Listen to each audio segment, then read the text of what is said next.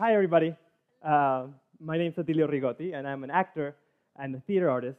And much to the continued dismay of my mother, I'm also an avid gamer. And by avid, I actually mean obsessive. Ever since I can remember, I've been obsessed with playing video games. They've taken countless hours of my sleep. They've kind of affected my grades sometimes. They've been a constant source of procrastination and escapism. But I also believe they're one of the most important things that have ever happened to me. Let me ask you a crazy question. Have you ever felt like a hero in your life? Have you ever wished like you could feel like a hero in your life?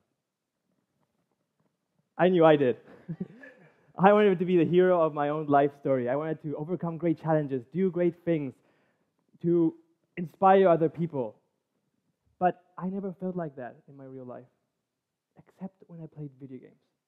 And that is why I believe video games saved my life. It was actually my mom who introduced me to video games. When I was around 6, we would huddle around the 1995 Power Mac and play a game called Myst. In Myst, you play as an unnamed stranger who, after touching a magical book, is transported to a mysterious island full of dangers, puzzles, and secrets. Now, I didn't really know what was going on in the game. I was 6 after all. But I do remember every note, every journal, and every scribble my mom would keep, and all the crazy celebrations that would happen when we uncovered the next part of the story, and because we solved the most recent puzzle. And in a way, that's how I began to make sense of video games. They were puzzles to solve, challenges to overcome, stories to discover, and worlds to explore. Now, as time went on, my mom got busier and busier, and so she played video games less and less. But I had fallen in love. Video games were a place of education, of fun, of family. I would learn about geography, math, science, and history by playing educational video games. My brothers and I would rock it out on our plastic drum sets and guitars, trying to break the latest Guitar Hero world record. In fact, we had a world record for 2 weeks. And then I would play the latest Japanese role-playing game, trying to uncover every last inch of the story. Because I was learning about myself, about the world, about my family through video games. And the whole world felt like a game. A place where I could explore, experiment, make choices, fail, and then just try all over again. But when I was 15, the world stopped feeling like a game.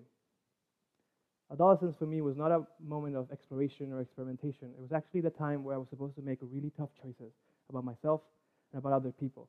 Choices that were supposed to be permanent and life-shaping. It was who I was going to be and what I was going to do. And I was only 15. I wasn't ready for that. It was a particularly hard time for me because little things started getting me in ways they shouldn't. And I was very hard on myself over every little detail and every little thing I did. I started seeing doctors. I started seeing counselors. The doctors said I had depression and an anxiety disorder. My parents, if you ask them, said, oh, he just has the blues. If you ask my friends, they said, no, he's just figuring things out. But what I knew and what I felt is that I had no control over myself or the world around me.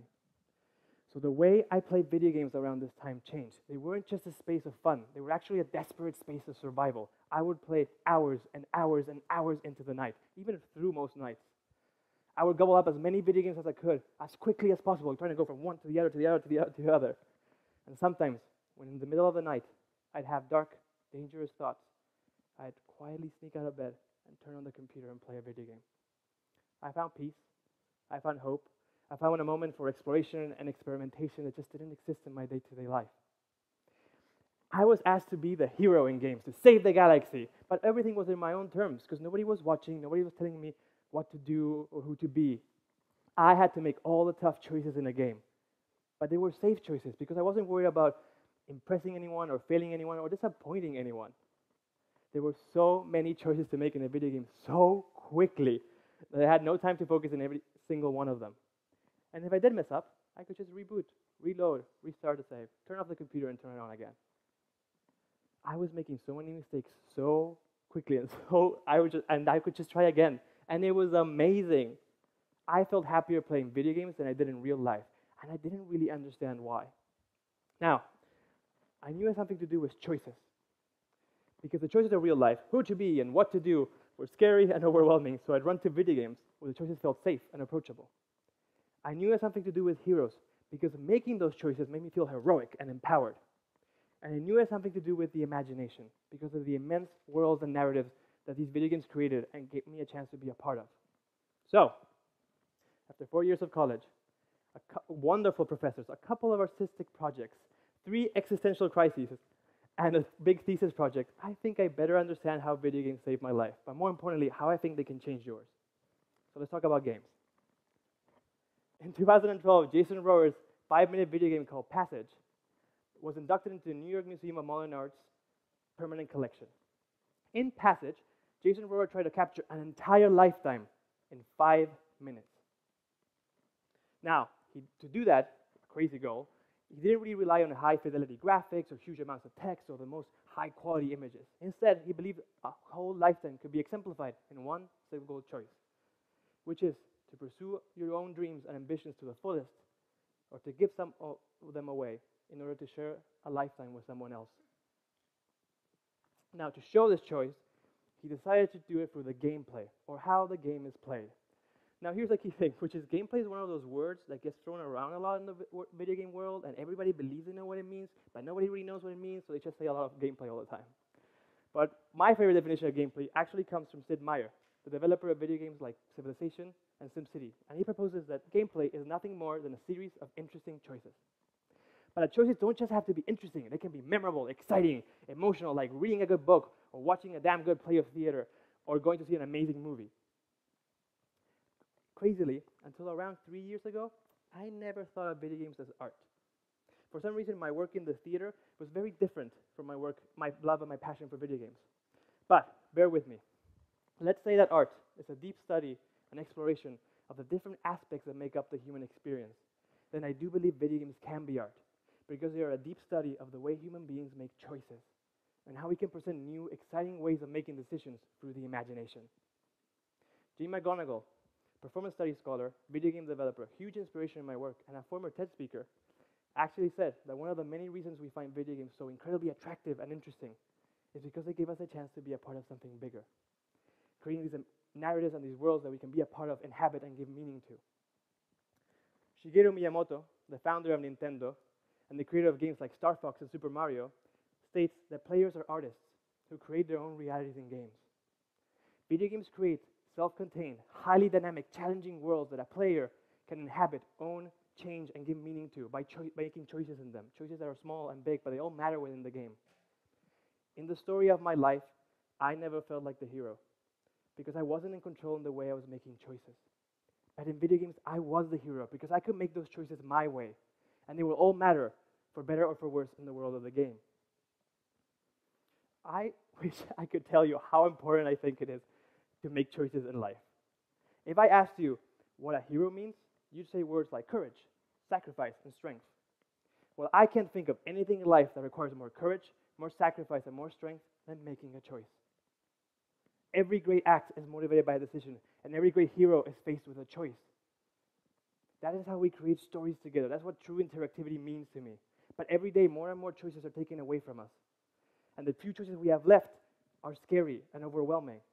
Video games were giving me something that real life wasn't, which is the chance to make my own story, be the hero in that story, to explore, experiment, fail, but then I could try and share the story with the world. So how can we feel like the heroes of our own life?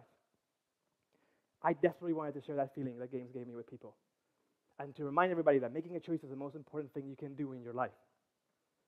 But I'm not a video game programmer. It's going to take me years before I program a single dot on the screen moving around. But what I am is a trained theater artist and an actor. In theater, stories are told here, now, and to you. For just 1 second, I can ask you to step into my brain and try to feel what I'm feeling. Growing up, video games were a huge source of happiness for me. But sometimes I needed to be with other people. And so theater allowed me to do that because I would have to collaborate in the process of creation. Now, the problem is that traditional theater, while exciting and interesting, doesn't feel to me like a world of choice. It doesn't give me what video games gave me, which is a chance to be part of something bigger, to make choices, to interact and change the story. But theater does give me a number of things that video games don't, which is the opportunity to be part of a real life experience and part of a community. So, I had a crazy idea. What if we combine the two? Can we create an experience where a theater audience can feel like participants of a story, making emotional, impactful, and meaningful choices, but those choices be real and live and part of a greater community? My thesis project was an attempt to make theater feel more like video games. Nemesign was an immersive, interactive performance was a murder mystery cyberpunk noir story. In it, the audience was invited to be participants that could play the role of detectives or judges.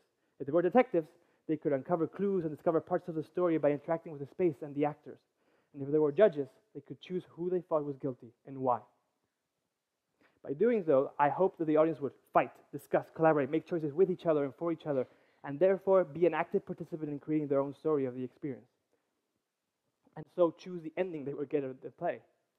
Now, there were 3 different endings and dozens of tracks and clues, and I hope that by doing this, the play would never feel the same from one night to the next, and the audience would always be left wanting more, because it was something they just didn't get that time.